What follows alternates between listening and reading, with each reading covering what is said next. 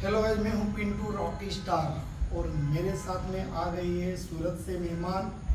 ये आ गए हैं डायरेक्टली बाढ़ युवक मंडल सूरत बेस्तान 4 रास्ता। तो गाइस, मैं आ रहा हूं रॉकी ग्रुप के साथ में 21/8/2025 21 तारीख को शाम को। लोकेशन है बेस्तान 4 रास्ता। बप्पा आगमन प्रोग्राम में आने का रॉकी लवर्स को इनवाइट है। 21 तारीख को ध्यान रखना, 21/8/2025। और मेरे साथ में आ रही है रॉकी स्टेज पे अंजना जी। कैमरामैन फोकस कर लेना, नाम तो सुना ही होगा।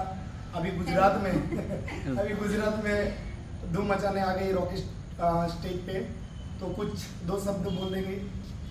तो नमस्कार मित्रों, तो हूँ આવી રહી છું સુરતમાં બાળ યુવક મંડળ એમણે મને ઇન્વાઇટ કર્યું છે અને હું આવી રહી છું સાથે પિન્ટુભાઈ છે, એટલે ખૂબ મજા આવવાની છે, ખૂબ ધમાલ થવાની છે, બધા ટાઈપના સોંગ વાગવાના છે અને ડેફિનેટલી તમને ખૂબ મજા આવવાની છે, તો નક્કી જ આવજો અને ખૂબ મજા કરીશું આપણે બધા।